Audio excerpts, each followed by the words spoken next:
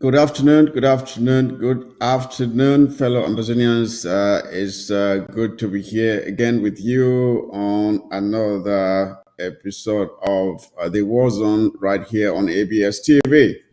I uh, I have to first of all start by apologizing for the long absence. There are times when things come up um, that affect us personally, and we are not able to come to you as we would like to. Coupled with some issues that we had with the studio recently, and we had to fight to get things resolved. So glad to be here with you. We are back on set, and I can promise you that we will do our best to make sure that we continue to be here every week to give you updates on the happenings in the struggle.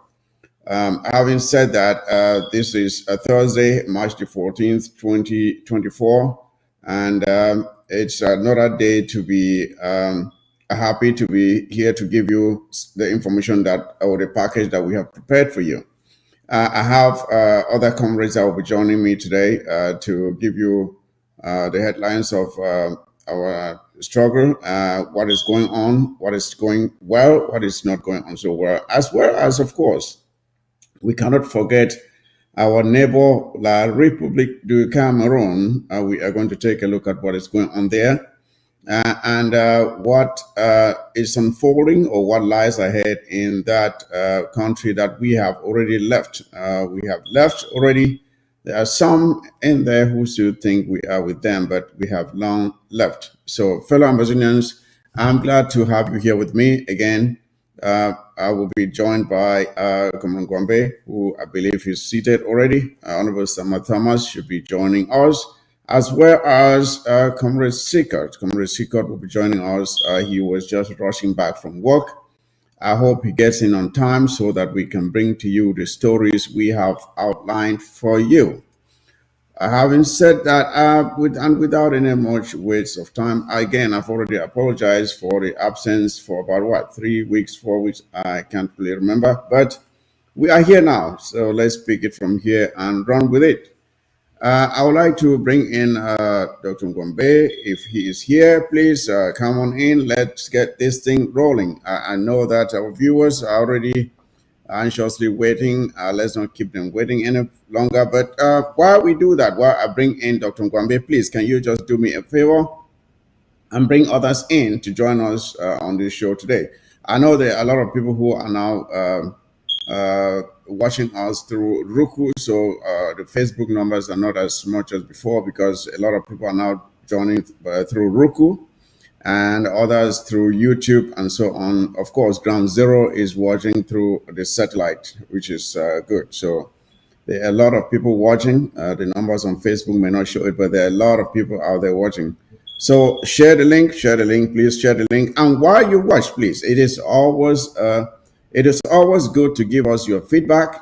Give us your feedback on the topics that have been discussed. Let us know what you're thinking so that we can feed from what your expressions are, your comments coming in, so that we can use them again to respond to you and maybe answer some of the concerns and questions that you may have. So when you are watching, please always try to let us know what you are thinking about the topics that are being discussed.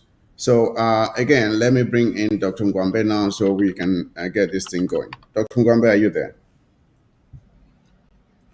Yeah, bro. Good afternoon, my brother. Good afternoon, my brother. And fellow Ambazonians, I throw salute. Long time. And as that might be correctly thought, sometimes things that they come out for life, all these activities of daily living where we they do in addition to the liberation struggle, where it maybe it not be possible for come on. But we'll be glad for day when I go be a very interesting show today.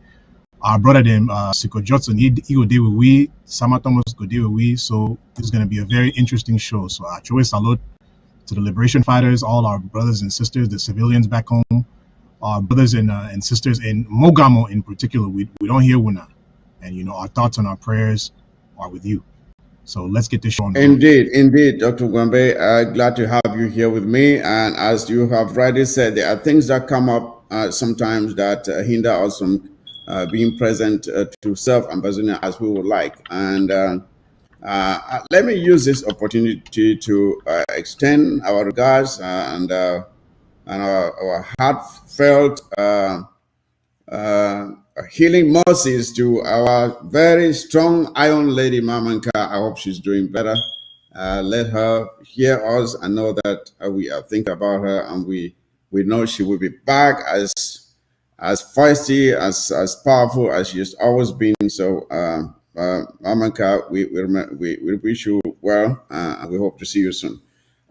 Yes, Dr. Ngwambe, while we wait on Honorable Samantha and Comrade Sikot to join us, I would like for us to take a look at the first topic of the day, which is this fact that for quite some time, even from the very onset of this struggle, when we started this thing, we approached La Republique in a very civil manner. We remember we came out with peace plans and demonstrated without any violence whatsoever. And how did they respond? They responded with live bullets, and they mowed down 100 and something persons on that day. 100 and something persons died on that day. And not only that, they did not just end there, they continued to pursue us and to break into houses and to shoot and kill people and maim others and render some without legs and hands and all the like. And and that is how the radicalization started and continued. And over time, our some of our young men and even women have learned some of the very terrible ways that La Republic has used against us, and we have seen the consequence. But La Republic has never stopped with this form of punitive, punitive measures to a people. They don't discriminate between those they are really fighting against, which they call them amber terrorists. That's what they call them. Though we are not terrorists, we are fighting to liberate our homeland. And we have seen them physically, we have seen them, they have been caught on camera, raising down whole villages, houses, stores, looting them, and doing all whatnot. And we have condemned these actions for quite some time, but they are not stopping. We saw again of recent in Bafut, where La Republic came in and burnt houses, razed down houses. It is something, Tangombe, which La Republique du Cameroon has inherited from their colonial master, the French. You remember the atrocities that the French have committed, not only on the African continent, beginning even with Haiti, what they did there, what they did in Mali. They always use extreme measures to punish the people collectively with the sole purpose of instilling fear in them, so that by so doing, they will now compel the people to obey unwillingly, though. They will compel the people to obey and to accept, to be subdued and obey their colonial instructions in order to remain in servitude and slavery. That is what they have learned from the French, and they are trying to apply it on the Amazonian people. But this far, they have realized that we took it for so long. We've been taking it and taking it and taking it, and this time we have said, enough is enough. No matter the wickedness that they are demonstrating against us, you will go into a poor villager's house, a villager with a mud, like a house that is constructed, these mud bricks that are used with a simple aluminum roof, aluminum sheet roof, and you set fire to it, knowing that that person has nowhere else to go. It is like saying you want that person to completely disappear from the face of the earth. Dr. Ngwambe, I mean, I don't know if you can answer this question even, but what is the mindset of La République du Cameroon criminal soldiers when they go in and they commit all these acts? Is that supposed to endear the people of the Southern Cameroons to love them and want to stay with them? What do you think is going on in their goes on in their minds when they do these things? You know, Tom, like you actually really raised a good point about this thing that you know there's no way this is going to really endear Ambazonians. They're not endearing themselves in our hearts. And the point that you raised about them radicalizing us through these types of tactics is very accurate, because I don't know if French Cameroon, their government, their insecurity forces, as I like to call them, if they expected that when they came into our villages and they killed people in Fako, they killed people in Mezam, in Donga Mantung, Lebi Alem, Manu, all the 13 counties of Ambazonia where La Republique du Cameroon has gone in and killed people, whether they thought that Ambazonians were just going to sit on our hands and not fight back. They're the ones who have really helped to make this situation get to this extreme that it is. And we're not going to take it anymore. I mean, we use this, the force of argument. Our people, our forefathers, they believed in that mindset so much, but we came to the realization that it's not going to work, which is why sometimes when I listen to the Federalists, especially some of the Federalists that Comrade Chris has spoken to, or some of them that have entered in some of the meetings where we've had big arguments with them, it's kind of funny to hear them still continue to push this federation thing, knowing who La Republique du Cameroun is, knowing that La Republique du Cameroun jailed Federalists just for even thinking about a federation. So we don't really understand how that's going to work. So, we're at the point of no return. We're not going back until we have our own country that is separate from La Republique du Cameroun. And there's no ifs, ands, or buts about it that's what we want. So it's, we're going to keep moving forward, and we're going to do what we need to do in order to make us achieve that goal. And I'm glad that you mentioned the Federalists there, Dr. Mwambe, because there are still some of our brothers out there who erroneously think that if we should just write some beautiful letter, if we should just put together a very beautiful package of documents and we submit to the United Nations or wherever, that maybe the La Republique will see this wonderful package and simply roll over. And they fail to understand that people have done these things for years, beginning with those who actually were at the very onset of this struggle. The Munas, the Fonchas and the Pad Njoli Tumbes and all those people took wonderful documents to the United Nations and established the case, which is very clear for if anyone wanted to follow this case and to find out if we are right or wrong. I think it's very clear. It is very clear. And all you have to look at is how we transition from the Federal Republic of Cameroon to La Republique du Cameroon. Just follow that trajectory, and you don't need to look at anything else. That's it. Just look, how did we go from United Republic to La Republique du Cameroon? If you can just follow that and explain it to somebody and that person will understand, then the case is closed. But there are some people who still think that for some reason, if you should just explain, when somebody comes into a village and sets a fire on a house where people are living, and remember, sometimes they don't just set the house on fire, they make sure that they take the food crops that had been harvested and stored. In our houses, you store the corn and granules. They take these things out and set fire on them. That is that, and sometimes it doesn't end there. It doesn't end there. They go into the farms and they chop down corn and whatever they have, kill pigs in the pig style, destroy chicken if they don't. If for those that are not stolen, they take them away. So when people do things like this, what kind of a beautiful letter or document can you put together that will appease someone like that? Someone who simply wants you to disappear from the face of the earth. That's what you're saying. I don't know if I'm making sense here, but I think we are beyond that point where you can rationalize with La Republique du Cameroon. And that's what I'm trying to say here, Dr. Ngome. And you are 100% correct.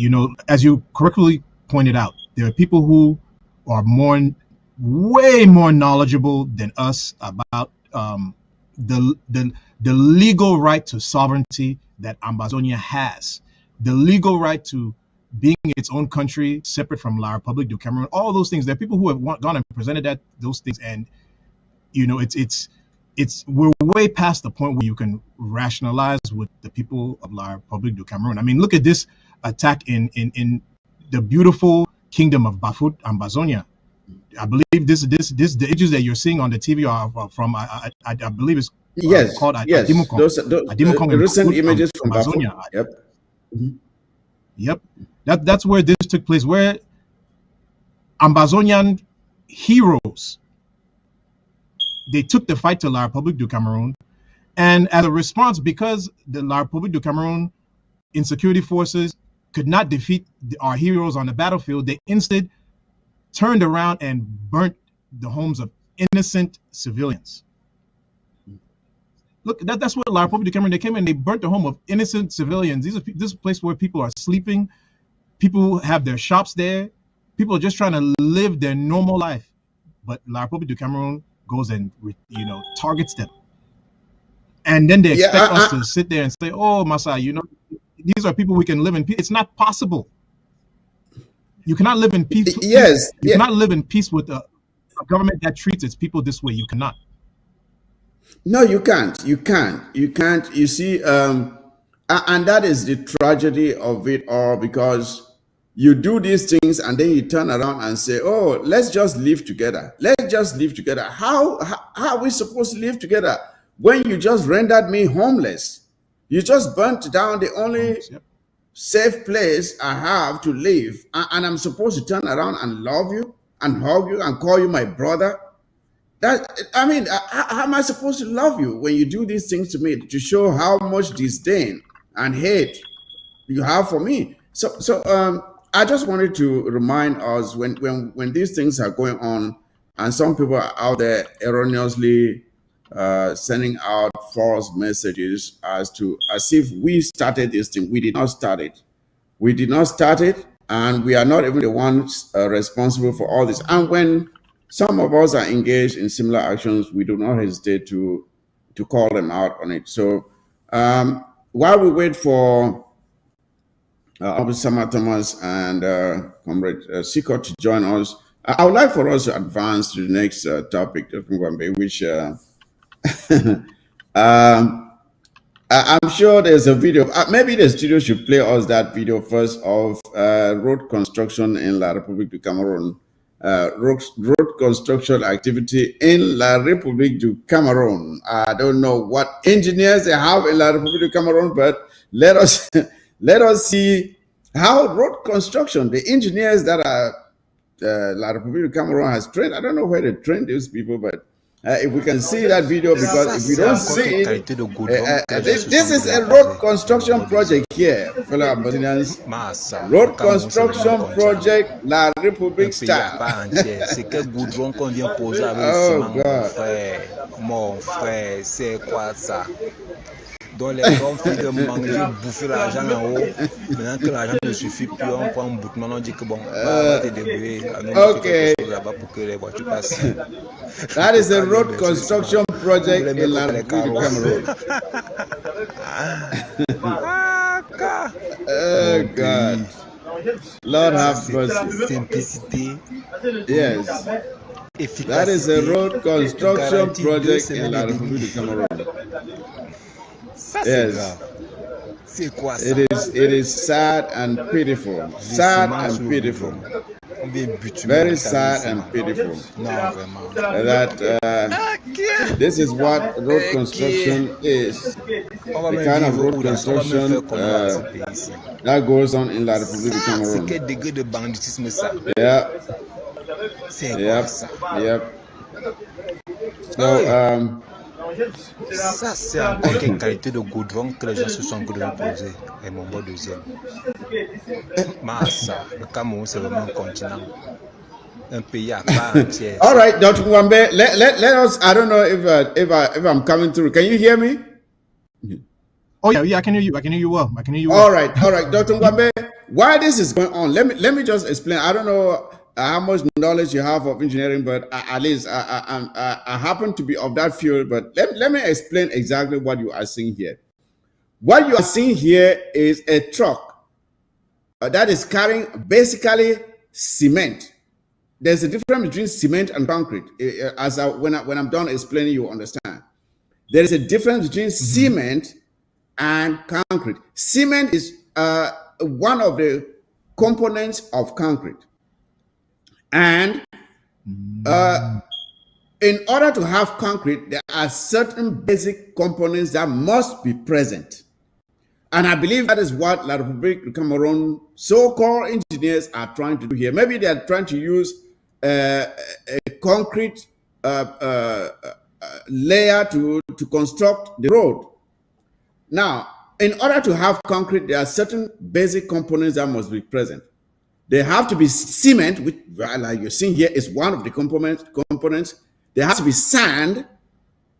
There has to be gravel. It has to be one of the components. And the last component, which is supposed to trigger the chemical reaction from the cement to start hydrating.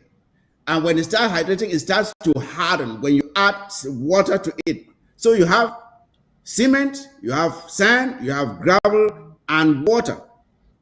Those are the three basic. I say basic because there are other, in engineering, there are other elements that could be added to concrete to achieve different results, depending on where it is used.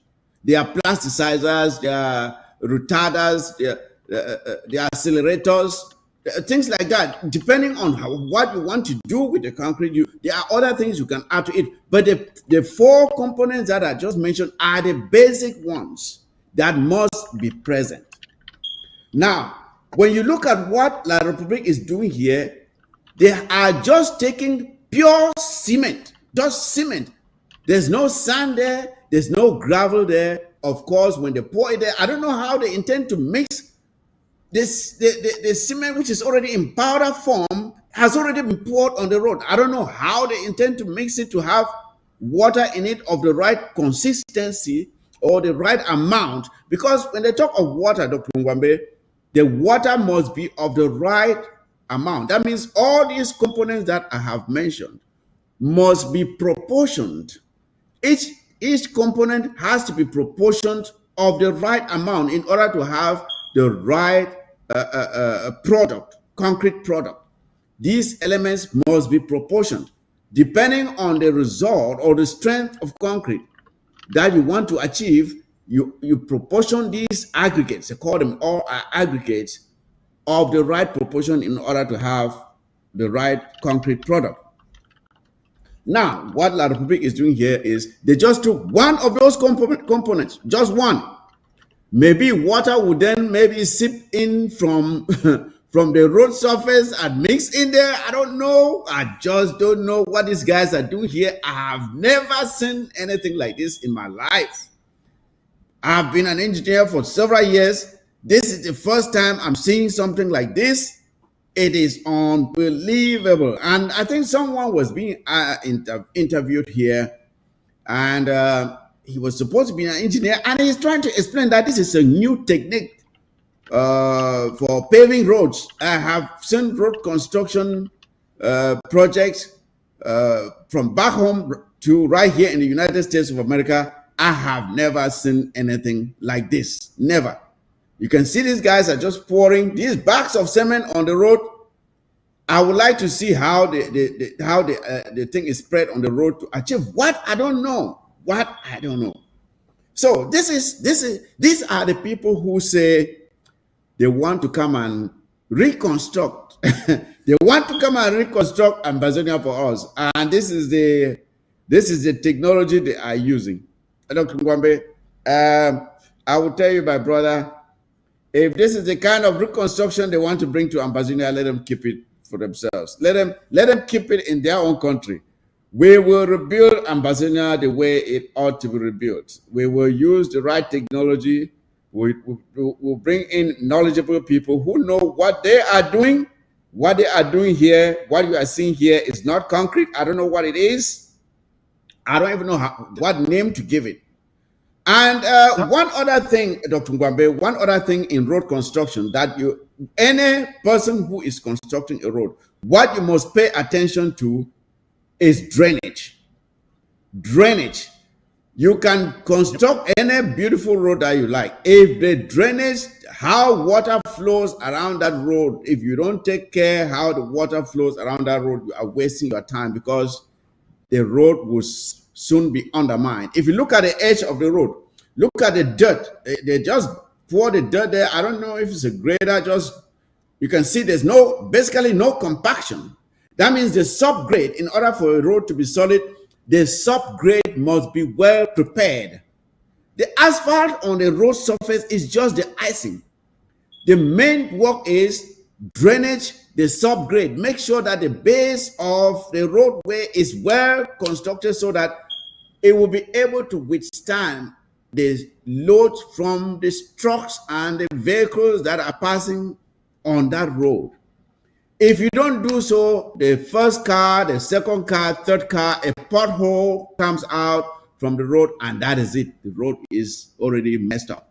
So, in every way, from the preparation of the surface to the finished product that is being applied here, I give it a fail mark. This is no road construction. This is complete. I don't know. I've never seen anything like this in engineering. It is abysmal, it is shameful, and La Republic really ought to be ashamed of themselves to do something like this in broad daylight. In broad daylight. And the worst thing is, you go and ask them how much money has been spent on this thing, and you'll be shocked. You'll be shocked to find out. So, Dr. Mwabe, I don't know what you can say about this, but it is good for our people to see these things and know why we are fighting. So, Mike, I may not be an engineer, right? But I am a professional observer. Okay. I'm a professional observer, and I myself have tried my hand or two at trying to do some of these types of things. And my brother, nobody so did he mix cement. Nobody so did he mix cement, my brother. Look here, and that why I be see this thing now. I be the one that because like for here, I don't see like with the you know how the county governments here in the U.S. they have their transportation departments that come out and fix potholes in neighborhoods, right? And there's usually this thing. I think it's like an Insta tar. I think somehow they're able to heat that bag inside the machine that they go around with, and then they can dump that bag inside the hole, and then they hammer it, and then it comes flat. I thought that maybe that was something what was going on in this picture, but then when I saw it, looked at it closely, and I realized that that's not tar. That's not like that pre-mixed tar. This is not tar. You are talking about. The only reason I'm talking about concrete here is because of what is being used. Because what they are using here is cement. Normally, you are supposed to use asphalt, which is what you are talking about. Tar is a liquid compound that is mixed with other granular material to make the asphalt pavements that's normally used for road construction. So that is completely different, it's completely different from what they are doing here. The asphalt that we're talking about, normally it is mixed. It has like special plants where, because the tar is supposed to be heated up, then you add the aggregate to it and you mix it, and then it is put in trucks which are now delivered to the place of where the thing is applied. And there are special trucks that lay the asphalt while cutting it smooth according to the layer that is required already. You see, I'm sure you have seen those trucks on the road. So what is being, and there are some roads in the US. Goes back to the point that I'm. Yeah, go ahead. What I was going to add is that in addition to that, even when you're mixing cement at your, let me call it the local level. Let's say you wanted to cement your back porch, with the cement slab. You don't mix the cement like that. Like when we've done it, we mix it in a wheelbarrow. Now I've seen in situations where you mix it in a wheelbarrow first, you put the wood frame around it so that what you pour in doesn't spill out on the sides and all that type of stuff like that. And then you pour it inside. You understand that? I'm not sure what they're doing here, because it seems as if, I don't know, I don't see a wood border there where they're going to end up pouring water in it and then try to mix. I don't really get what the F they're doing. I don't want to use that word, but I don't know what the hell is going on in that whole picture. And that's at the local level. At the at the, let me call it the macro level, where we've seen in the construction of buildings, they use big cement mixing trucks. I know, I don't know if they have these back home, because I don't think I've ever seen them back home. But here in the diaspora, you see those big trunks that have like a barrel on it now, that you pour the cement in and you mix it. As a matter of fact, now, Mike, even at Home Depot, if you go Home Depot, buy that portable mixer now, where you spin out, you add your cement inside, pour your whatever there, you mix and it did the consistency, then you dump out for the place where you want to pour out. So what these people they're doing, it doesn't make any damn sense. Like you said, I've never seen anybody do that in my entire life, in mixing cement this way. I don't know what planet these people are living on. I don't know if there are no wheel. I know there are wheelbarrows back home, because back home we own wheelbarrows. So I don't know what the hell these people are doing.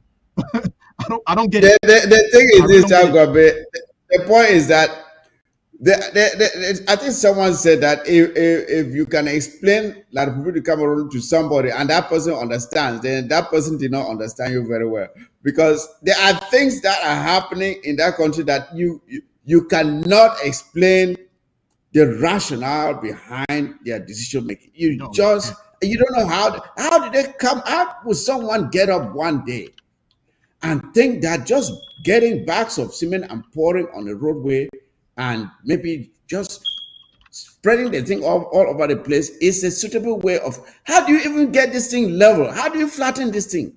How are you supposed to flatten it and have an even surface? I don't know. I would have loved to see the finished product on this road. I would love to see how they finished it. I'd love to see it. But that is what we are dealing with in Cameroon. One of the things you need, one of the things that you also know very well, right, from your background, your academic background, is that when you do cement on a road like this, the type of cars that are going to run on this road have to be of a certain weight limit. You're not going to allow any kind of car to run on that road, because the cement is not going to be able to withstand that weight. So or the concrete, let me call it not cement, that concrete mixture that ends up resulting is not going to be withstanding that weight. So I don't know what the hell these people are doing. Yeah, maybe this road is being constructed for bicycles only. I believe this road is not meant for cars. It's for bicycles only, because that very cement truck that is coming, that is standing there, if you level this thing that you are seeing here, can that truck drive back on this thing without leaving cracks? It will completely crumble. With the first time it goes on it, the thing will simply fall apart. But that is the situation. And then I'm like, worst of all, now, I mean, as you can even see, that's red dirt. So the how do they call this thing? I've forgotten the word now. You know, when you're building your house, the foundation. The foundation this thing is mixed on is already, it doesn't look like it's soft. So anything that rolls over it now is going to crack. So I don't know what they're thinking. It doesn't make sense. I don't get it. There's something very wrong. That is what I was trying to explain, Gwambe, that when you are constructing a road, there are two things that you must get right. You must get the drainage right. You must get how water will flow around that road. You must get it right. Second thing, you must get the subgrade. The subgrade is the foundation you are talking about. It must be of the right material. You must make sure that if there was any unstable soil in that area, you remove it and sometimes import stable material that will be able to withstand the load on that road. You bring it from somewhere else, you put it in layers, you compact it of the right consistency. And the asphalt only comes to be like the icing on the cake. That is the road first. That is how you proceed. You don't just get up and level some dirt like you're seeing there. You can see that thing is not compacted. And then you get some Portland cement and you pour on it and you go home and you rejoice and you say, we have constructed a road. And the very next day you ride on it, the thing is already, that road is gone. That road is gone. So, fellow Ambazonians, that is what you're dealing with. As long as we remain hinged to the waist with these people, we will never see development. Never. We have to leave La Republique in their mess. Let them deal with it. Let them deal with it. We don't have to continue dealing with these people. Now, Dr. Nwambe, I would like for us to move on. I don't know if Comrade Sikot is here now. I would have really loved for him to be here. Okay, Comrade Sikot is here. Very, very timely. I don't know, Comrade Sikot, you want to say something here on this road construction before we move on to the next topic or what?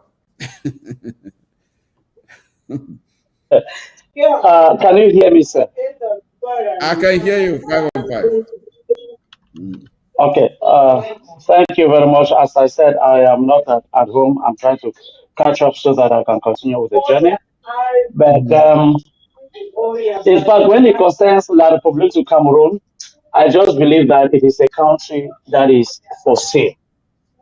I think it is a regime that is managing to survive to see how many days it can manage.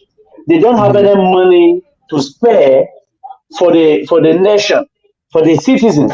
The regime is trying to save as much money as possible. It means every member of the regime, because the person who appointed them is not normal anymore. If you have had a parent that has been about 80 years old, then you understand what it means to be 90. Now, the man that had appointed them is now unable to know who is doing what or what. Now, it also becomes difficult for another person to control someone that was appointed by another person. So let me have as much as possible. So the country is, in fact, it is on autopilot. They don't know how the future will hold, and I just Mhm. think that that nation needs a savior. As it is Yep. now, there is nothing to expect from it, Yep. Absolutely. and it doesn't Absolutely. surprise me. They need a Messiah to save them. But I don't see any But Messiah in the horizon because what lies ahead, and that's something we're going to talk about before the end of this show today. But let us go on to the next topic. And it is one that has touched me within the past days so much because when we started this struggle, uh, we knew very well that we were trying to save ourselves from a bad situation, and our objective is to make sure that going forward we don't experience what we're just talking about: bad governance, bad decisions, bad roads, you name it, all the things that are going wrong, people being killed left and right. uh, and we have seen how other revolutions were conducted. We have seen their mistakes, we have seen their successes, and at this point in this struggle, we should have learned how those revolutions were conducted so that we can adopt those good things and avoid the bad things for the sake of our own success. Now, every responsible movement or comrade in this struggle must make sure that their decision making is predicated on, or their actions are predicated on making sure that whatever they are doing helps to advance the cause for the liberation of the people of the Southern Cameroon and Bazonia. That means every leader or comrade or liberation fighter must make sure that their decision making is geared towards making sure that we succeed in liberating our people. Now, having said that, we have seen, in light of this that I've said, we have seen how some actions from some of ours have helped to instead cause pain to those very people that we are supposed to help and to save. So we have seen and heard some lamentations coming from the people of Mogamo for quite some time now. And we have waited and waited for some people to have a rethink of their decision making and to do the right thing for our people. But this has not happened. So, of recent, again, we were told of a lockdown that was called in Mogamo because of the passing of uh, a certain General Efan. And we don't know what the thinking was that went into calling for this lockdown or shutdown. And the duration is what is even more troubling: 1 month. So, before we even go get into discussing this issue, Comrade Sikot, can you just give us the state of affairs in Mogamo today? What is going on? How are the people of Mogamo surviving? Is there a lockdown? Is there no lockdown? Can people move around? What is their condition of living? Can you, first of all, give us an idea before we go ahead with this discussion? Okay. Thank you very much. Senior comrade and dear Amazonians, good evening and good afternoon, good morning, wherever you find yourself. It is unfortunate that I'm coming here again when it concerns a sad situation. I would have loved to always come here when it means that we are going to tackle an issue about armament, how to arm our boys to tackle La Republic to Cameroon. I would have been more happy if we come here to talk like brothers to find out how to draw more strategies or how to hit directly on La Republic to Cameroon without talking about missteps of other comrades in the struggle. And I want to say that show me a man that does not care about his people or his people, and I will show you Ayabacho Lucas. Show me a man or a group that thinks that it only takes boldness, it takes root causes, or I don't know how to put it, or if to show you behave like a vandal before they know that you are a tough man. So this tendency has caused our people to be in pains, and I am afraid that if nothing is done in the next few days, weeks, or months, the people are going to rise. And maybe if they don't just rise against the same forces of evil, they are going to rise against our struggle. And I think in Momo already, the struggle was vomited over 2 years ago in Widikum. Today we are forcing the same people that have never offered a word against the revolution in Mogamo to rise. You asked me about the state in Mogamo, and I will let you know that the entire village is in a lockdown. And maybe you may think that the lockdown started on the 4th of March, as they announced that, as the ADF Argosy announced that it was going to be from the 4th of March to the 4th of April.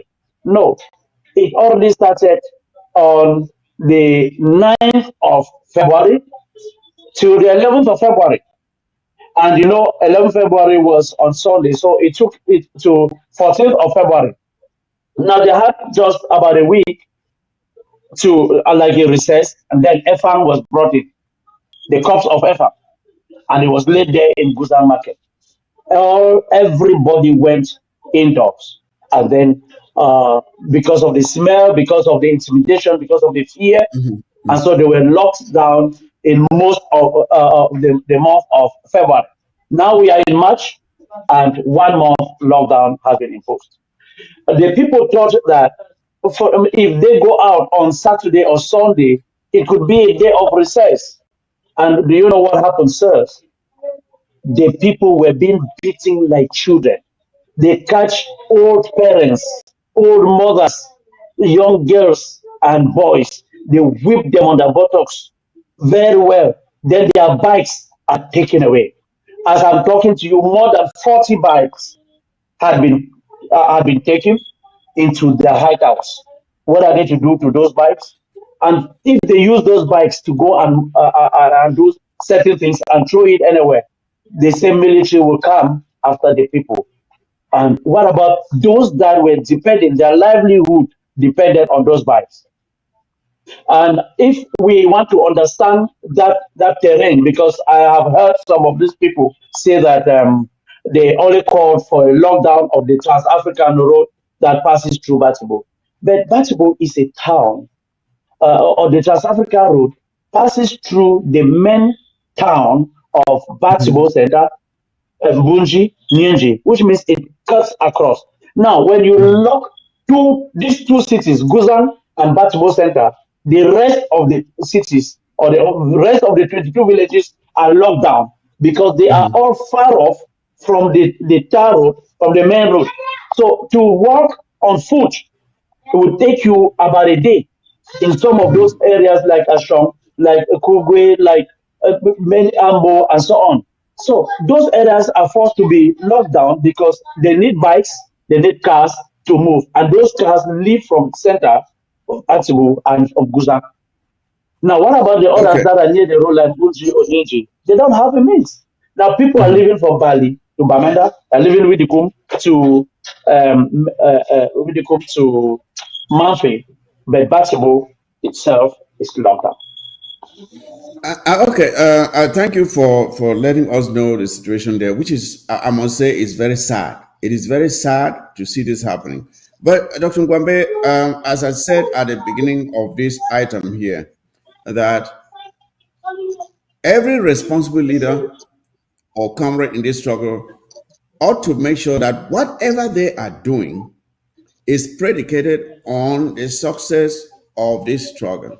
So my question to you, Dr. Ngwambe, maybe you can help me understand what benefit does the lockdown of this road bring to the struggle for the liberation of the Southern Cameroons? I mean, what went into the thinking or the decision making of the ADF when they sat down and thought that locking down this road or locking down Mogamo was good for the struggle? I mean, is there something there that the rest of us cannot see, which they are able to see as being the benefit to this lockdown for our struggle?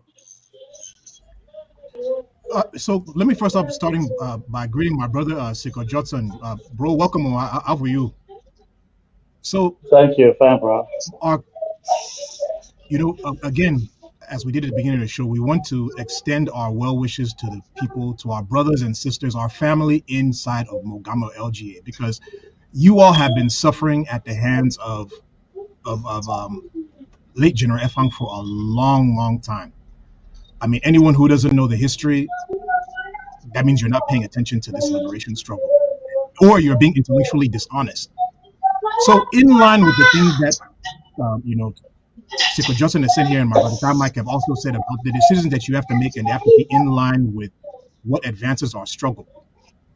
I want to ask Dr. Choi Yaba and the AGOC this very simple question based on very recent human history.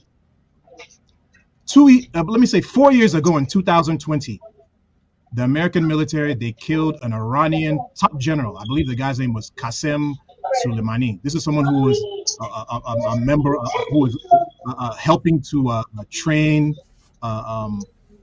fighters, Iranian sympathetic fighters, and Iraqi sympathetic groups inside of Iraq. That's who Qasem Soleimani was.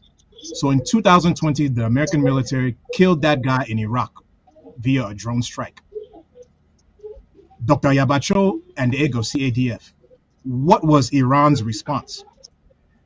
Did Iran, I'm going to give you two choices. Did Iran punish America by identifying military camps inside of Iraq or in other places in the Middle East?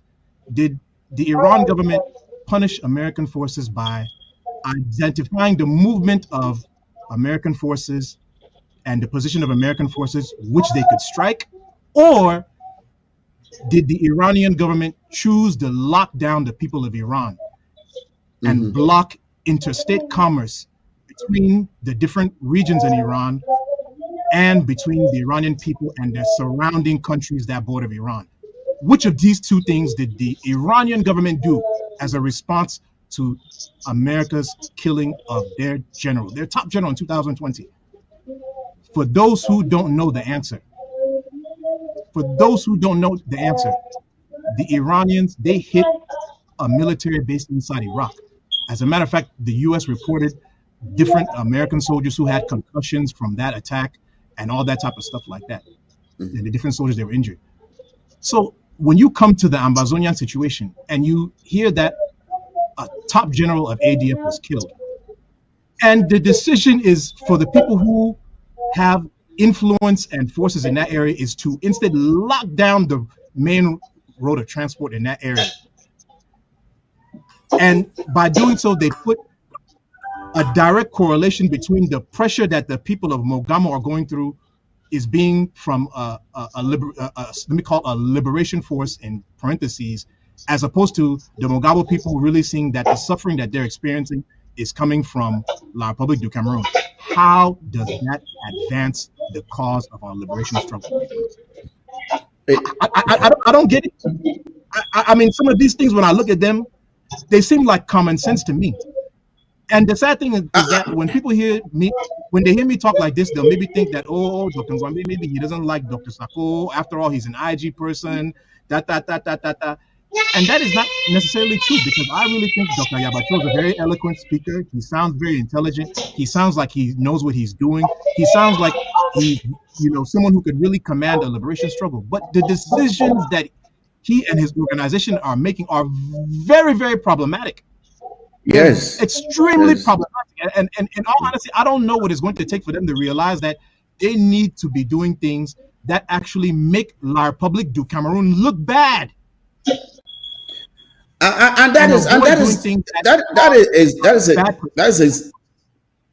is exactly the problem, Dr. Ngwambi. That is what we're talking about here. Because when you come out and you punish the very people who are already suffering under the effects of this war, and your general is killed, his body is put there in the public for several days, you did nothing, absolutely nothing, not even any effort to reclaim his body and give it a befitting burial. You did not do that. Not only did you not do that, you took no action of revenge, like you have rightly quoted, against those who killed him. You did nothing against La République to punish them for doing that.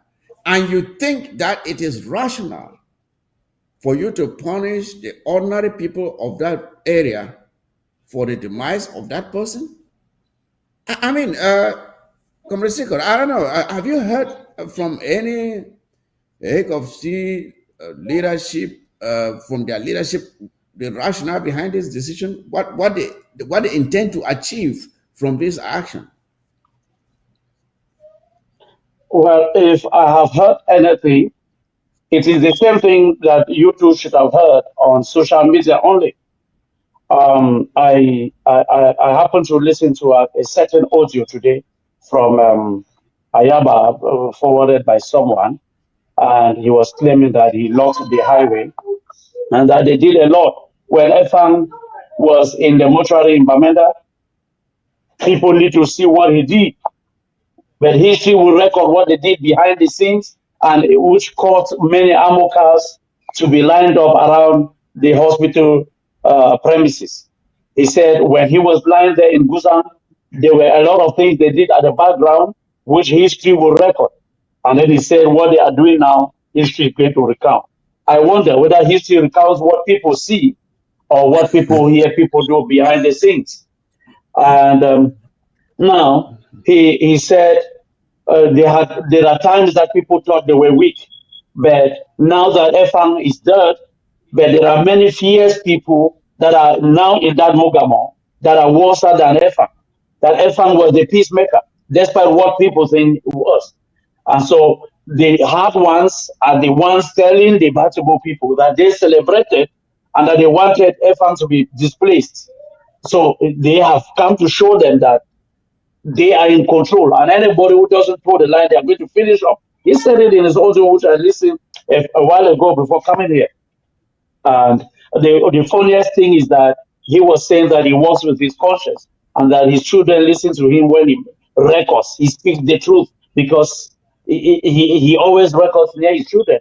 I wonder what truth can be coming out of Ayaba, because I can only compare Ayaba to Issa Churuma and Capo Daniel.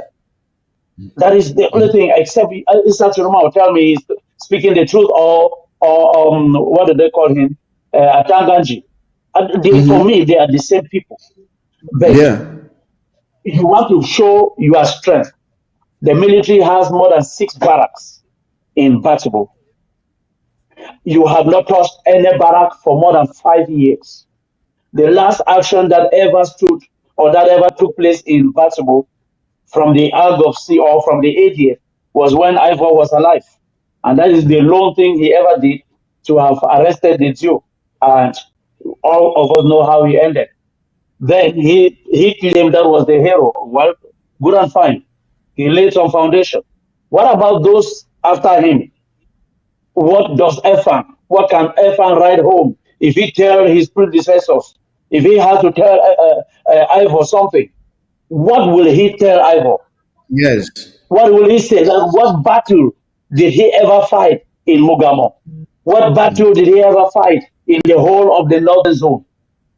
What will he tell him that he died with hundreds of thousands in his momo and on it, in his safe, but could not do anything?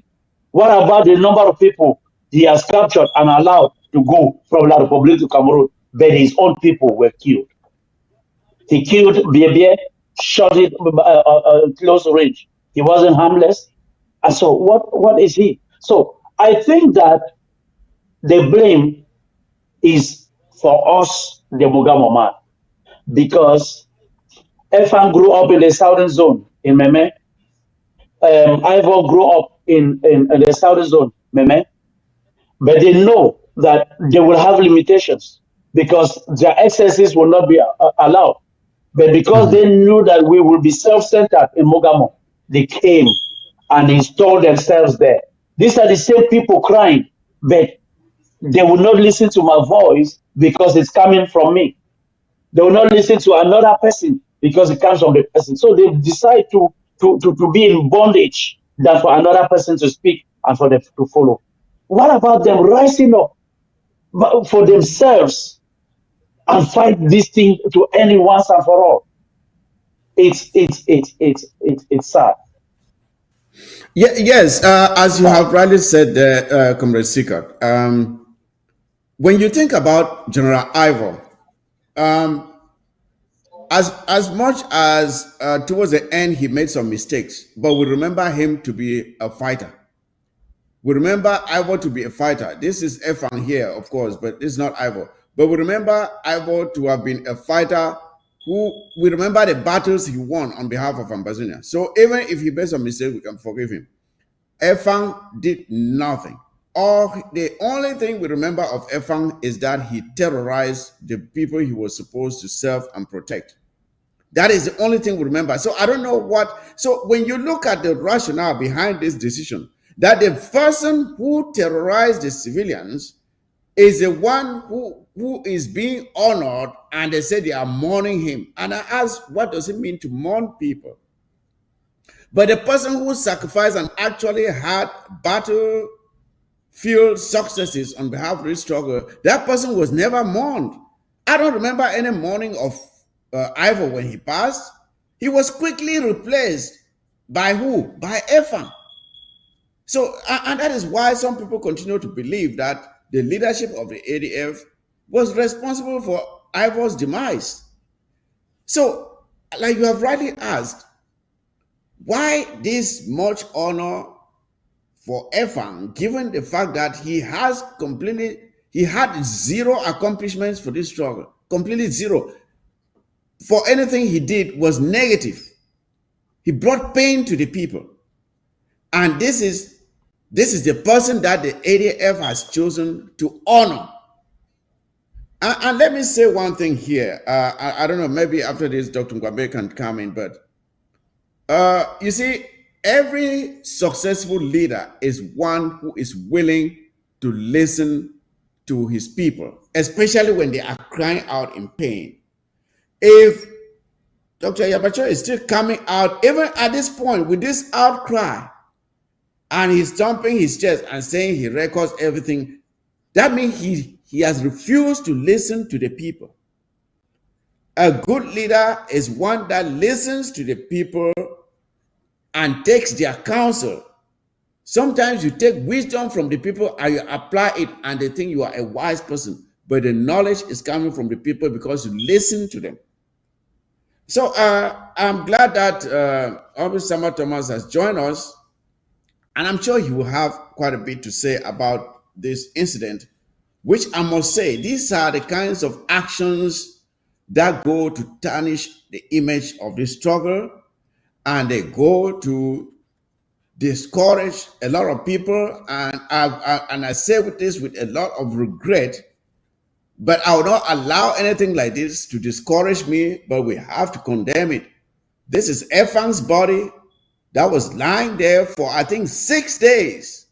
The ADF did nothing to pick him up, and until the point where he was almost decomposing, that La Republic came back again, picked him up, and dumped him somewhere and covered him up.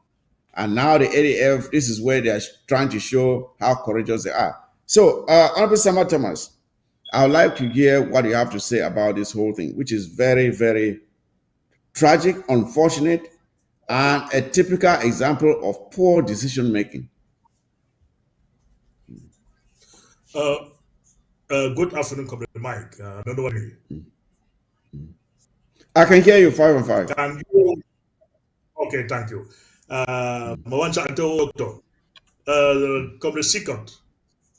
Macharo. You see, these guys of the ADF, like I put out an audio detailing who killed Efa, the three factors that led to the demise of Efa. They haven't learned anything from it. They are now punishing the people of Batabo. Lead to the workers of Mbingo Hospital. When they ordered the workers of Mbingo Hospital to hand over themselves, La Republic hurriedly went and kidnapped the director of Mbingo Hospital and locked that guy up for almost a month and some weeks. So now, who was going to hand over himself for the ADF to deter? Nobody. For La Republic has taken the guy to go and deter. Long before him, let me put it that way, that La Republic didn't kill him. But like you are saying, let me go to the crux of the matter. Who, like, in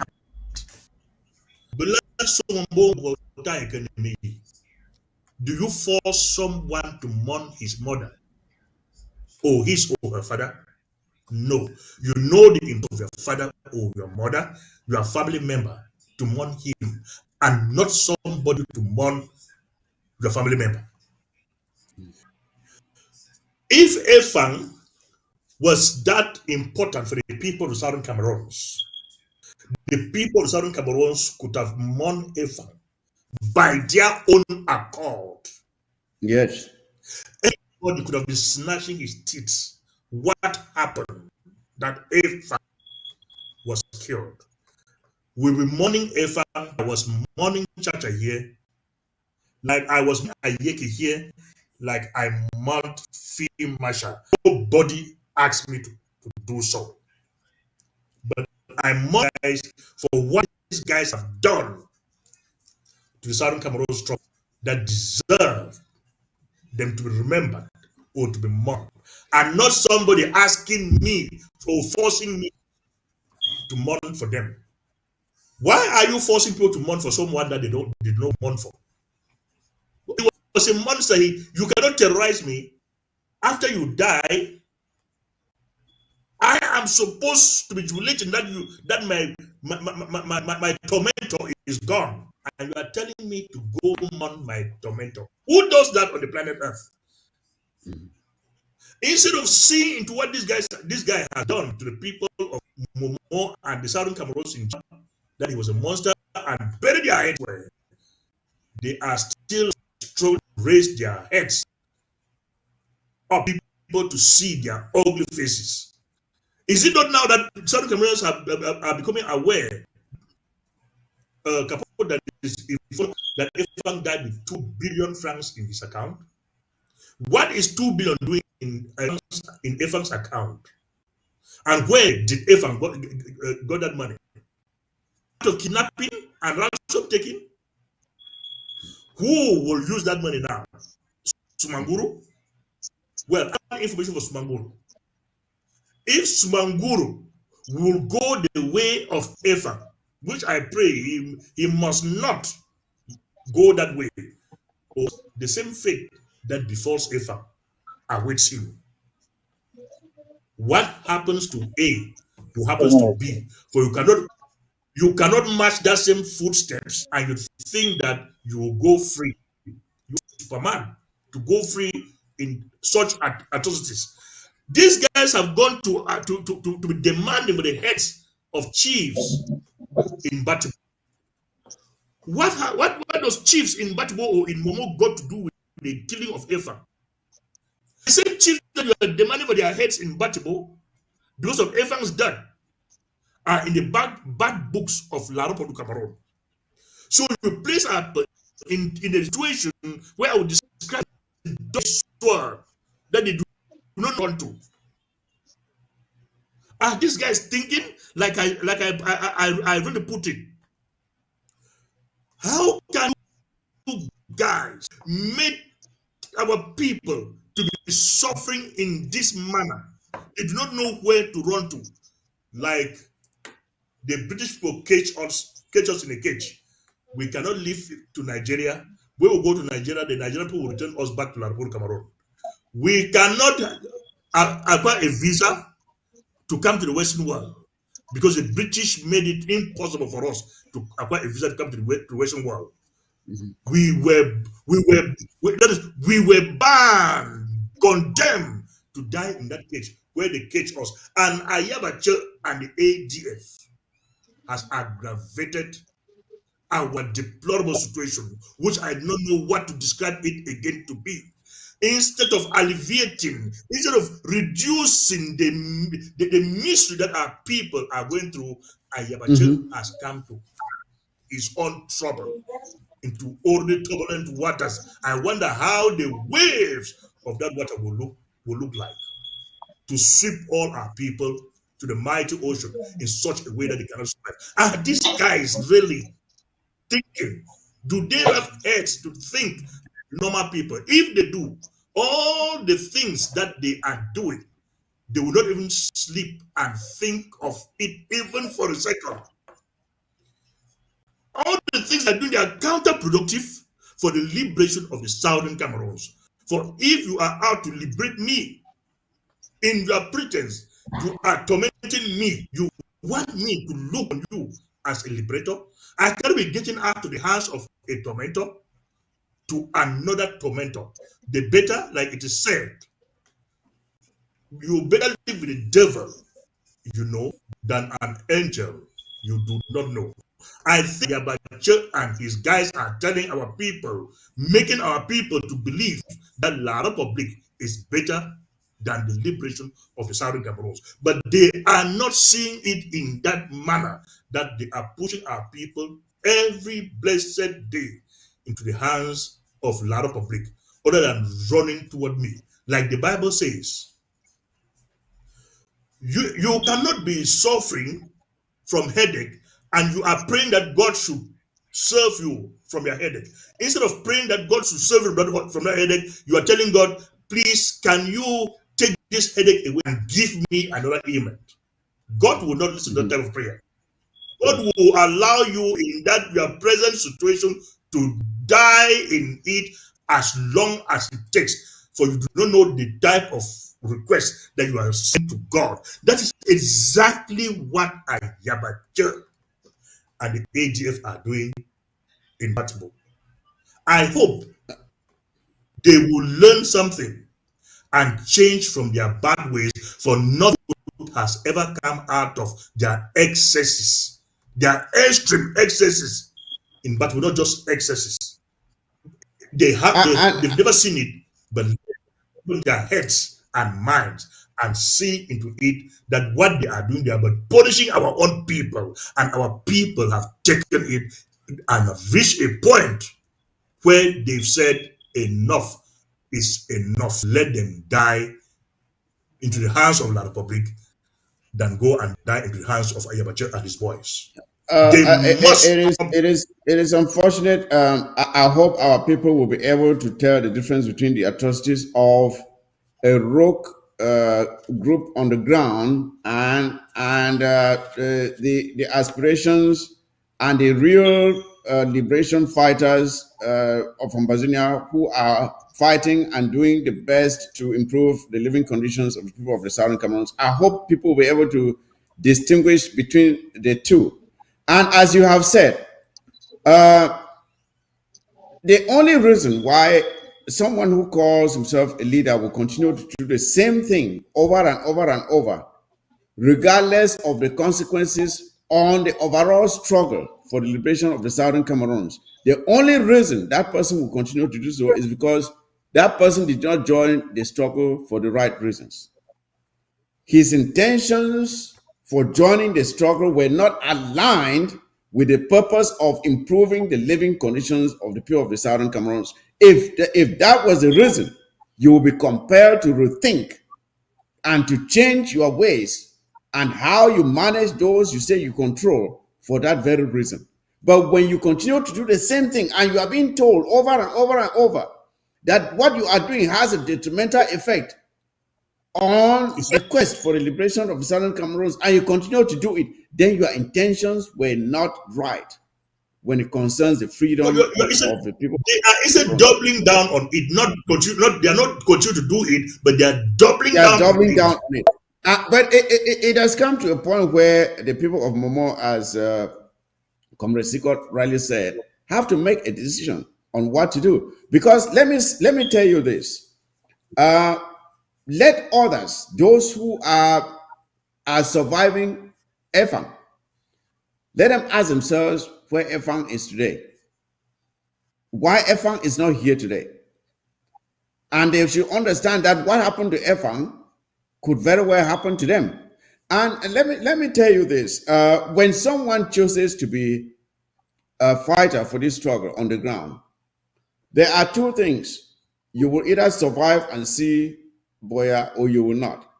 But you also understand that should in case, if unfortunately you are not able to survive, the only thing that you have left behind, that you can leave behind, that will represent you, is the image and your patriotism and your commitment that you served Ambazonia well and that you'll be well remembered. Like the names that you mentioned. We remember Chacha, we remember FMA, we remember Transporter. We remember all these brave fighters who gave their lives, fought patriotic fights on behalf of Ambazonia. And we know that when Ambazonia is free, these people will be remembered. There will be streets and monuments that will be built for them.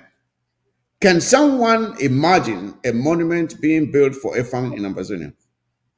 Can you imagine that? Is that fathomable? That one day we will build a monument to honor EFAM? That is what I want people to understand. Come in there, Comrade Sikot. Sorry that I'm intervening. I also think that Dr. Kwambe should speak, but please, I told you I wasn't in the house and I have to be going, and you will pardon me to speak here so that I can continue my journey. So, yeah, thank you very much for that opportunity. And let me say that when I speak with the people of Mogamo, a lot of them that call, a lot of them have been so disappointed. I can't lie. Even in my last audio, I said it. They have been asking, where is Mr. Chris Ano? Where is Mr. Daphne Yerema? Where is Mr. John Pakoro? Where is Mark Barata? Where are the activists? Have they been abandoned? And some have actually reminded me that the longest battle, which has been amber to amber fight, started in Mugamo. And since then, it has been a tough war. And it had always been between the faction of Mr. Sako in those days with Irengwa and ADF and other people like myself here. But the people have always been the victims. But let's say, despite the people that were killed in Guzan, despite the Fons Palace birth, despite the children of the Fons that have been killed, despite the Fons that have been arrested, tortured, and ransom taken, despite a lot of them, even pastors killed in the squares, despite their shops being locked all the time, the Mogamo man has never rose against the struggle. They have never spoken ill against the struggle. They have never struggled to compare even with Widikum, that is their neighbor, that laugh at them for supporting the struggle. Now, today, they are crying in the hands of the ADF and they were abandoned. And I think that Ayaba or the AGOC is not using the lockdown to mourn Efang, which I know they despised even his corpse. And remember when he was caught one time in Commandos camp, he was also abandoned there. They also disclaimed that they didn't know him. So it was not because of honor, it was because they want to prove power. They want to prove because they believe that there is no other actor in Momo that will come to rise and encourage the people to come out. So the message is that the people of Mogamo want to stand up and fight for their survival. And if they do not hear from these frontline leaders, they are going to rise for their survival. That is the message they have been sending. That it is no longer fighting just against those children or those forces.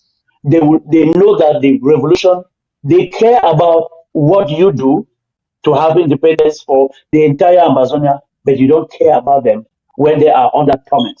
If there was a force that was there, at least they should have been defended.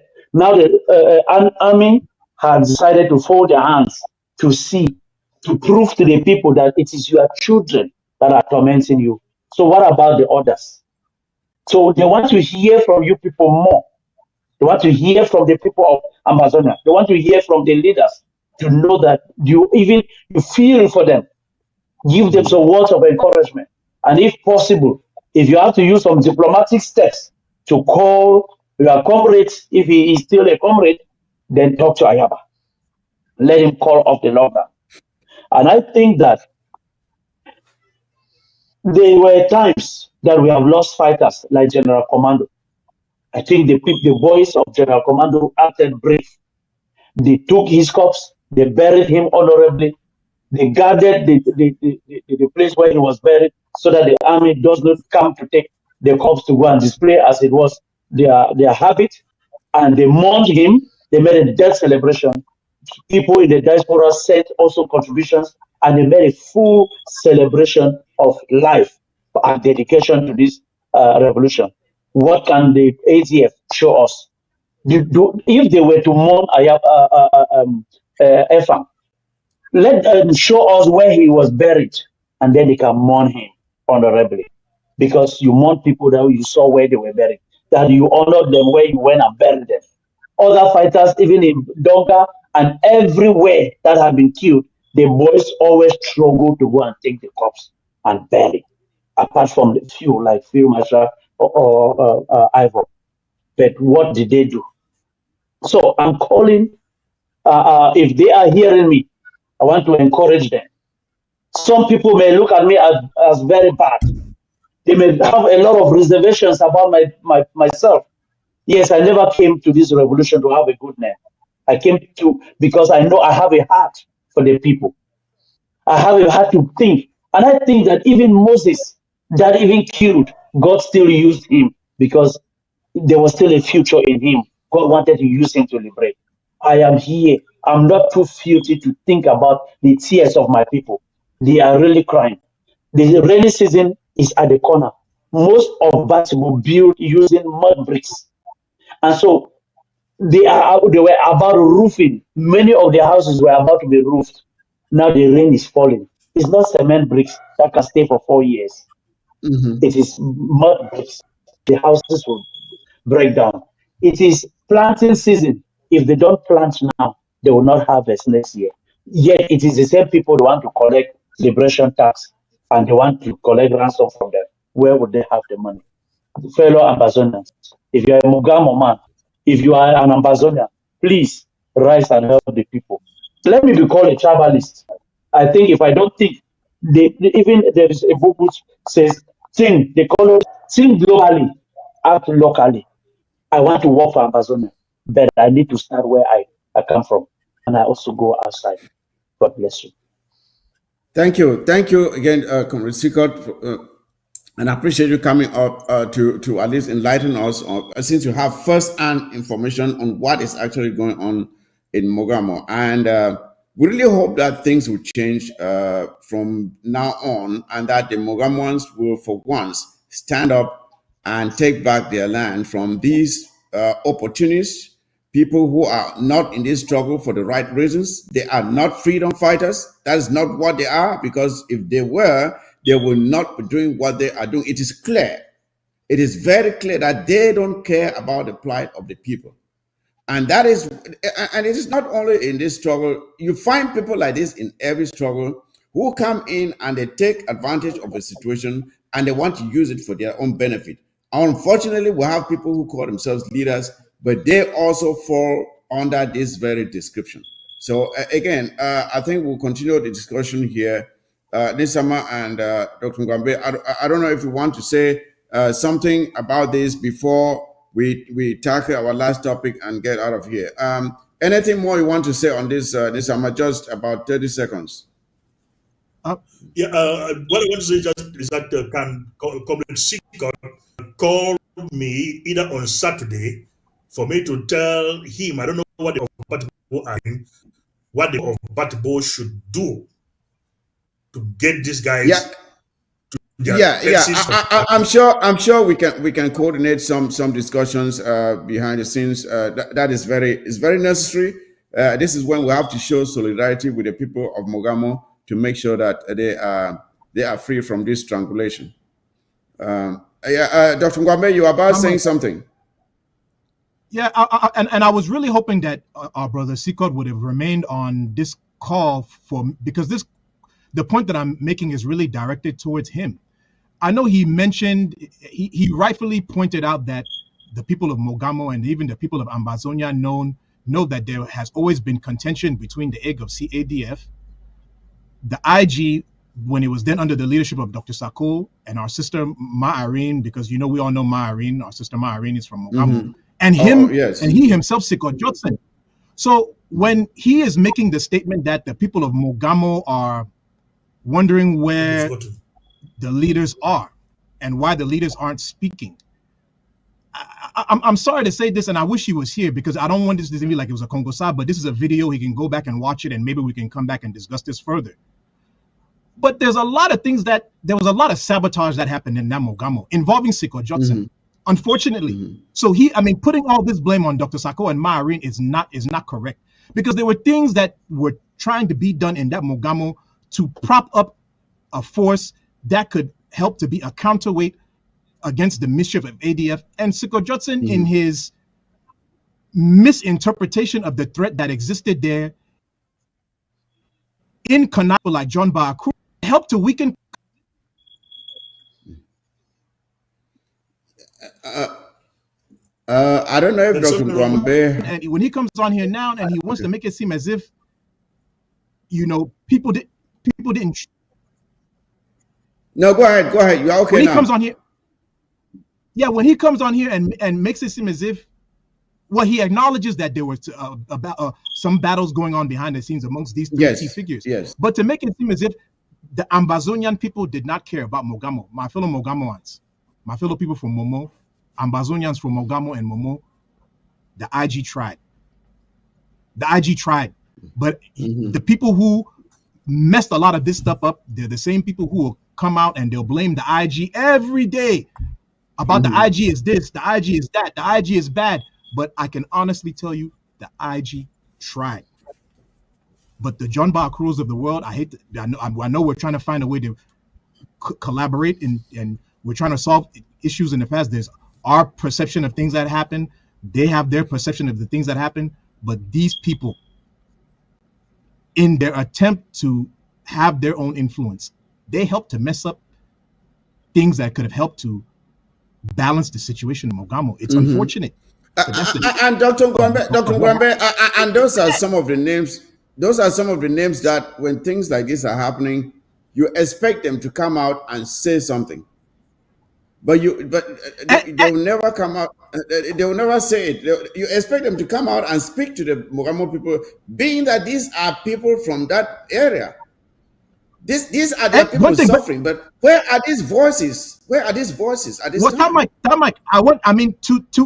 one of the things that our brother Sikot was asking, was that the Mogamo people are asking where are the leaders and their statements on this matter.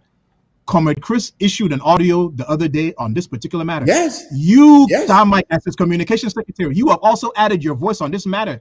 I think even a week or two ago, I saw a communique from Dr. Sako's organization condemning that lockdown and all that stuff that is going on there. Even the APLC, I believe, came out in condemnation of the lockdown against that was going on in air. So people who are pro-liberation organizations, we have spoken on this matter and we tried.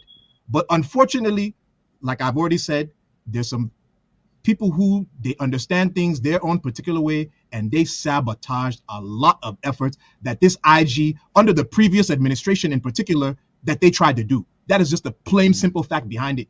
Whether people want to accept it or not, That's whether the truth. some of those people want to accept it or not. That is the truth. But again, all we can do now is to call on those who are responsible for this action. And let me speak now to the operatives of the ADF within Mogamo. People may sit from far away and tell you to go out there and do things. You are the ones on the spot. When the moment comes, you are the ones who will suffer the consequences, just as Ephraim suffered. You'll be the ones who suffer. So if someone is sitting wherever they're sitting and sending you to go and do things to your own people and you are listening, tomorrow you will pay the price for it. You will pay the price for it. So it is better for you to do what you know is right for the people of Momo and stop molesting them. Stop molesting them. That's not why you chose to be a fighter.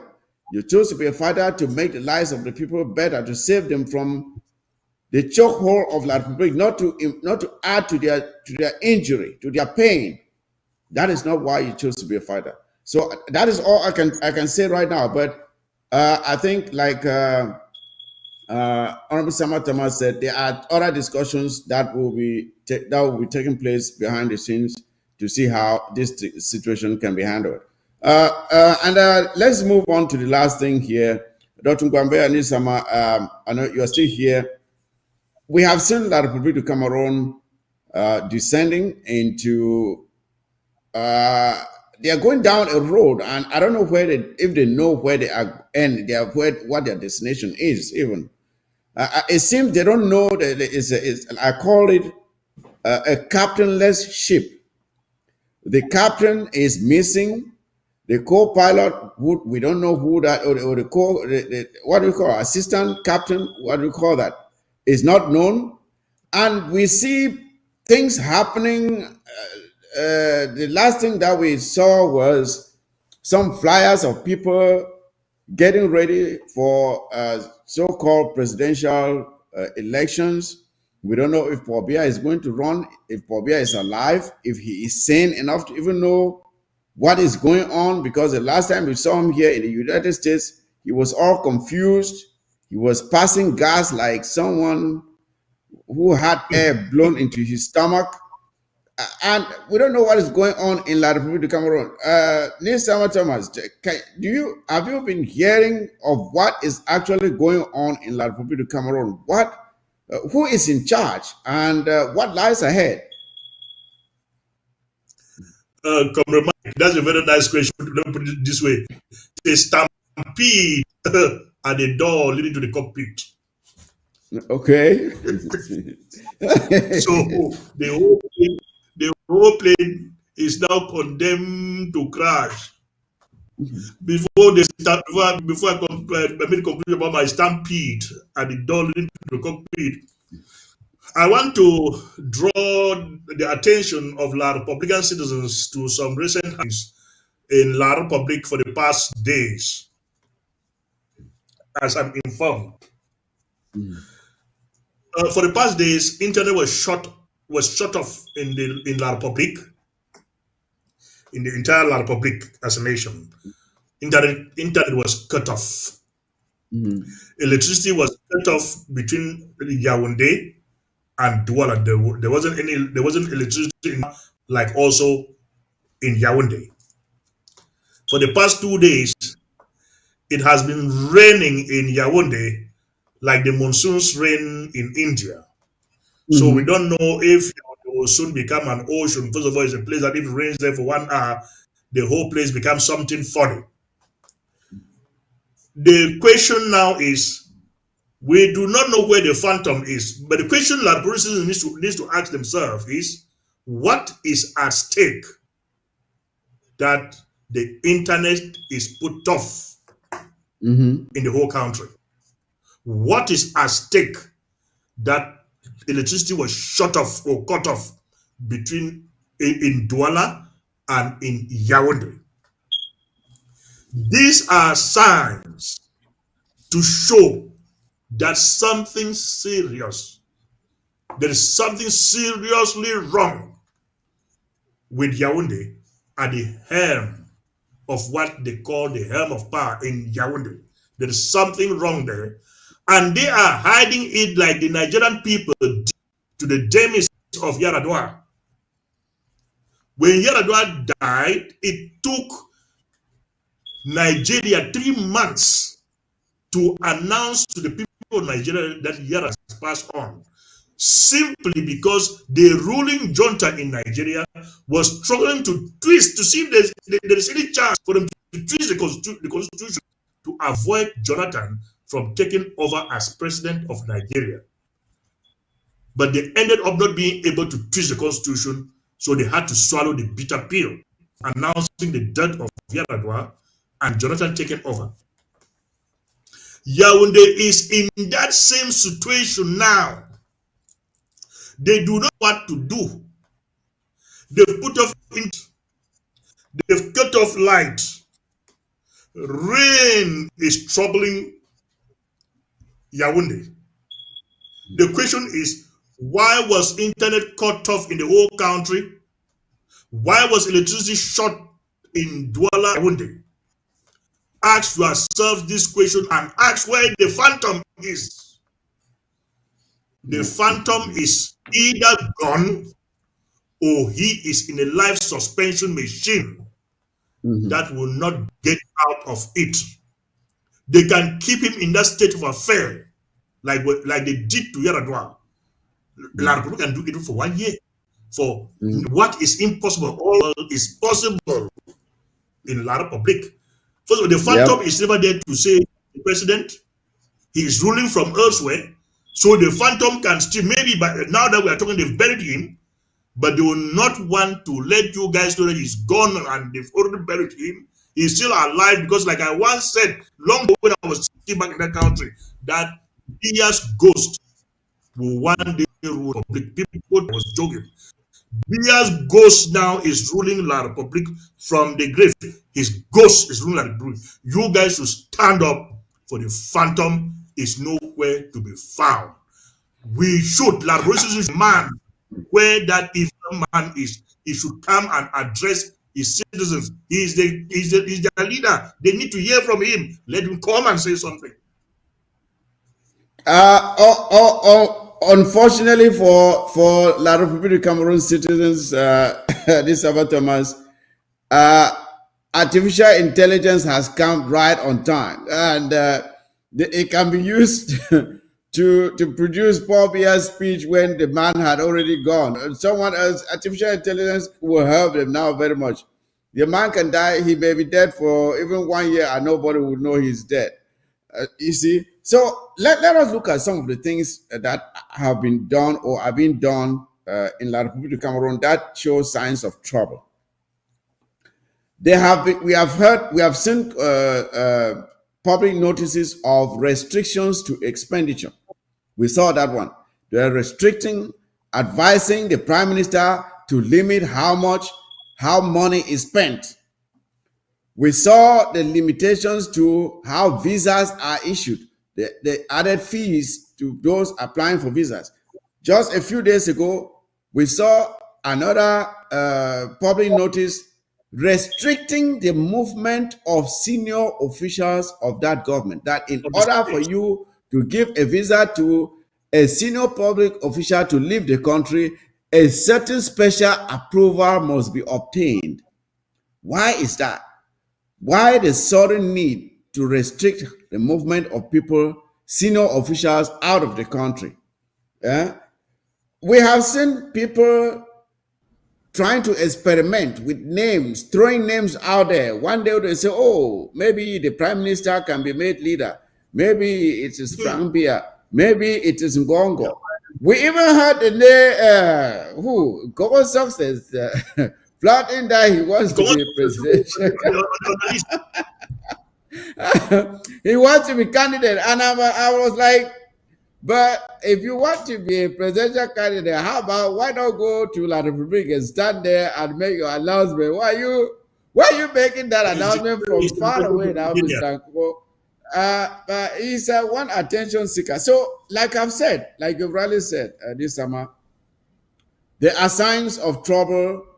There are signs of an impending doom coming for La Republique de Cameroon. The problem of their leadership crisis, the crisis of succession, where they were trying to bring in Frank Bia, but there are signs that if he were made, there will be serious resistance to it.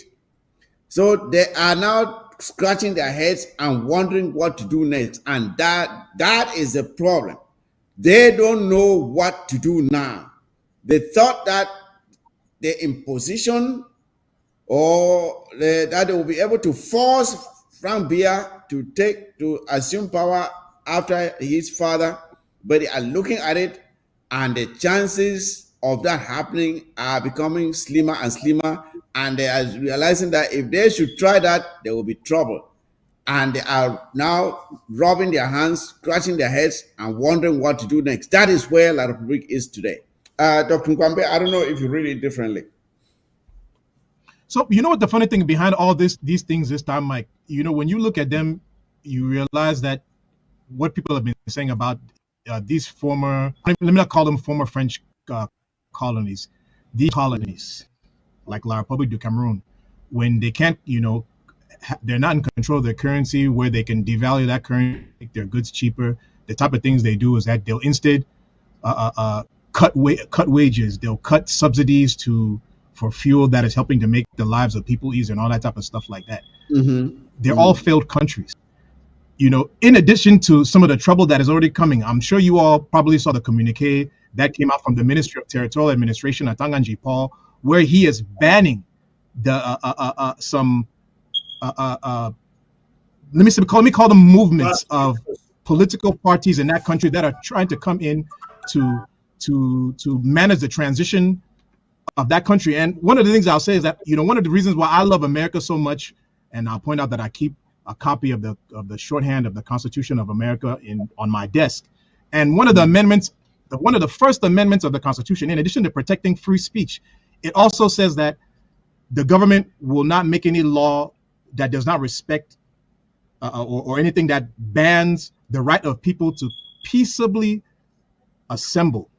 Assemble, yes. You see that in the U.S., the government cannot make any laws that will deny us the right to peaceably assemble. But go to a banana republic like La République du Cameroun. Minister Atanganji, he's come in because it's a lawless society, because they want to keep their dictator in power till thy kingdom come, because they want to give Frank Bia the right to stay in power. Look what they're doing. There are political parties in La République du Cameroun who have recognized that there is going to be a problem of transition in that country. And what are they doing? They are peaceably assembling themselves so that they can have some order, right? So that they can hopefully be able to provide some order to French Cameroonese in the event that, not even the event, when Paul Biya dies, because we all live and we're going to die. Paul Biya is going to die, whether he likes it or not, whether the Biti Bulu Fang people like it or not, whether Chantal Biya likes it or not, whether Atanganji Paul likes, he's going to die. And there's going to be problems in that country. But because there's some good, conscientious French Cameroonese in that country who want to forestall that issue, they're trying to organize themselves. The Michel Nincho, formerly of SDF, they've put themselves together into some organizations to try to plan a future for their country. Idiots like Atanganji Paul, instead of thinking of how to allow people to plan for the future of their country, he is interfering in that. It's coming, and you all are going to suffer the consequences. French Cameroonese, the things you all have allowed Paul Biya. Well, let me finish that. The things that Uh-huh. that French Cameroonians allowed Paul Biya to do with their army in Ambazonia, those troops are going to come back home to you all. And because they know that they can get away with, they've been getting away with it in Ambazonia, they're going to come back to French Cameroon. And when you all uprise, they're going to do the exact same things to you all. And you all would have deserved it because you allowed your dictator and you allowed the military to come into Ambazonia and to kill innocent Africans who all they want is their freedom. But you all didn't care. Now, when they come and do it to you, I'm not sure how much sympathy you were going to be expecting from us, especially the Bamileke, because the Bamileke put money together to give to the beard to kill Ambazonians. I don't know how much sympathy you all are going to be expecting from us. I don't know. I don't see it. But when it starts happening to you, just know that you trained your soldiers to come and kill Ambazonians, and they're going to come back home and kill you in the name of propping up the CPDM Betty Bulu Fan cartel, and you all would have earned it. See, what La Republic has been cooking, the pot they have been cooking, they have been stirring this thing and mixing these ingredients, and the pot is getting ready for them to eat what they have been cooking. The pot is ready. It is time for them to sit down and eat what they have been cooking, because yes, it is time. It is time, and things are not looking good for them. But the question we have to ask, we don't have to worry too much about what is going on in La Republic, but the question is, what are we going to do about it? How are we going to take advantage of it? We cannot discuss it here, but for food for thought for us Ambazonians, how are we going to position ourselves to benefit from the chaos that is impending in La Republic du Cameroon? I would not encourage us to discuss it here, but that is just something that our leadership should be thinking about. But it is not looking good for La Republic du Cameroon. It is not looking good. It is not looking good at all. At all. There's no money. The donors are getting fatigued. There's chaos. They are lazy people. They don't produce anything. I think we have been feeding them in every way possible.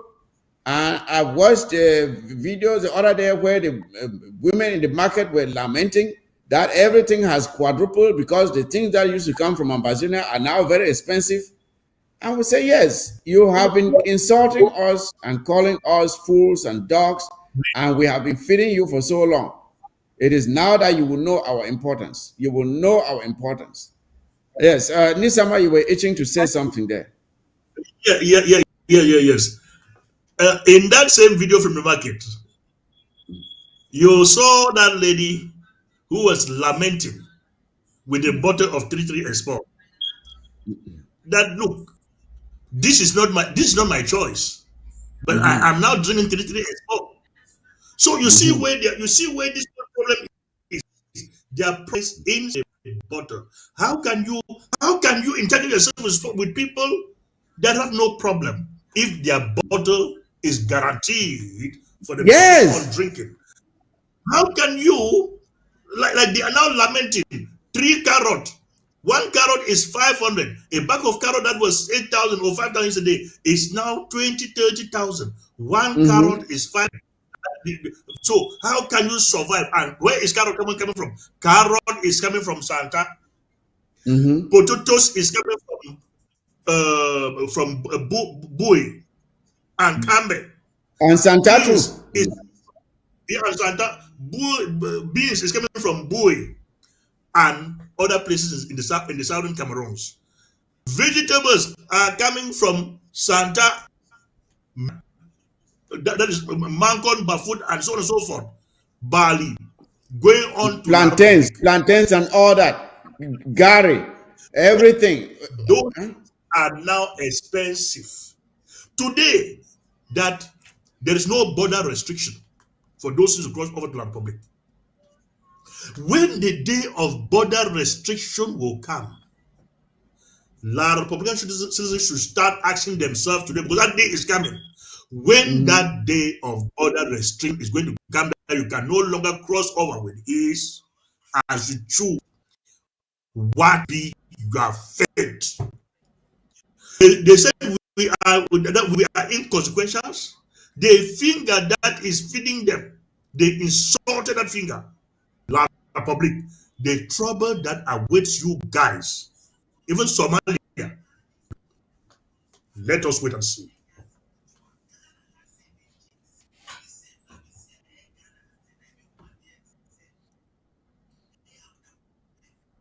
Are we there? Thank you. Thank you, Nisama and Dr. Ngwambe. I think we have exhausted And all of the Tom, Mike, topics when, that we had for today. Yeah, I'll give you a moment to round up, Dr. Ngwambe. I'm just saying we are getting towards the end of the program. So I'll give you, Dr. Ngwambe, 30 seconds to make your final statements, and we will call it a day. But I think we covered everything that we planned. We had prepared for this show today. So again, I want to thank you. I want to thank Honorable Thomas. I want to thank Comrade Sikot, who came in to give us some background information on what our people are going through in Mogamo. So, Dr. Ngwambe, over to you. yeah, Tom, Mike, the one thing, let me just add one last thing before I give my closing remark. In this press release from Tanganji, if you look at that, the last sentence that he put there, which is a declaration of war. So, Francophones, your government has declared war on you the same way they declared war on us.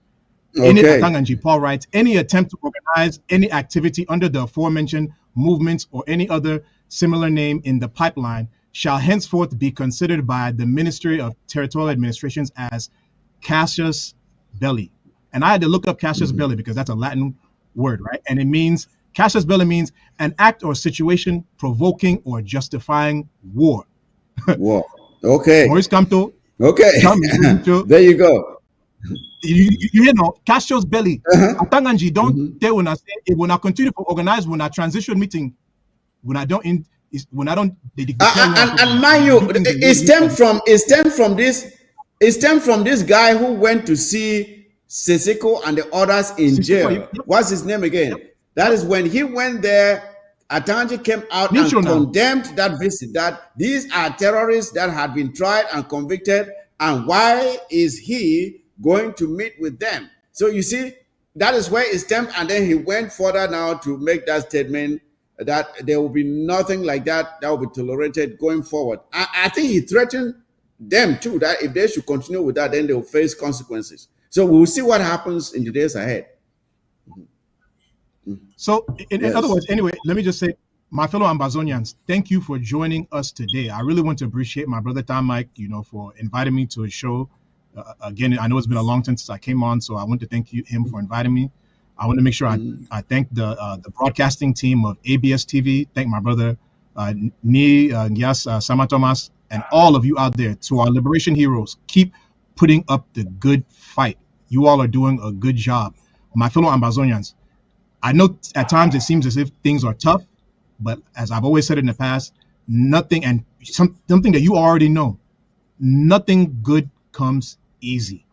And what we are doing, because it is so good, and because it is something that God wants us to value it and cherish it, He is making sure that as we fight for it, as we struggle for it, we are actually really going to love it and value it and protect it and not give it away once it is officially given to us.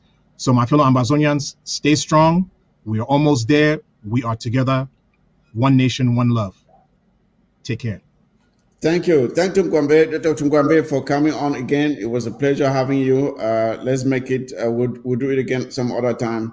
Again, my appreciations and extend my regards to Mamanka. Yes, thank you, bro. Thank you. You go here. Yes. Let us remind citizens. Let us remind citizens there is a pit at the door leading to the cockpit of a turbulent plane, and there is nothing left other than an impending crash. Yes. Ready. Yes. And again, soldiers that are sent to the southern Cameroon, like French soldiers, to help the Americans debate during the French during the Revolution and Louis XVI. They went there and learned a lesson, and that lesson which you would learn in America, to come back to France and liberate liberate France from the tyranny. So the French soldiers, the Labrador soldiers in southern Cameroons, they've learned the freedom of expression in southern Cameroons, the freedom of liberty, fighting for liberty, fighting for liberty. They will carry it back to liberate La Republic with. That's what they've learned in southern Cameroons. La Republic is in trouble. Yes. Thank you for having me. La Republic is indeed in trouble. La Republic is like a plane that is headed down for a crash. But unfortunately, the citizens of La Republic have trapped themselves in their seats, and everybody is just transfixed, waiting for the plane to make contact with the ground or the ocean or whatever it will contact. It is on them to rise up, take back their country and fix it, and allow Ambazonia to continue moving to freedom as we have already started. With that, ladies and gentlemen, we have discussed quite a few things today. We regret what is happening in Mogamo, and we hope that cooler heads will prevail, and those who are causing pain and suffering on our people will let them go. We'll let them go, let them go, let them live freely, and stop inflicting pain on them. And with regards to the road infrastructure that we see in La Republic of Cameroon, we don't want that in Ambazonia. We will build Ambazonia as it ought to be built, with real engineering. And again, fellow Ambazonians, La Republic is heading for an implosion. But we will not be part of that problem because we have already left them. And with that, ladies and gentlemen, it was a pleasure having you again, especially after a while. I would like to call on you to take care of your own selves. And as you do that, please take care of each other. And with that, I would say the war zone is out. Good night.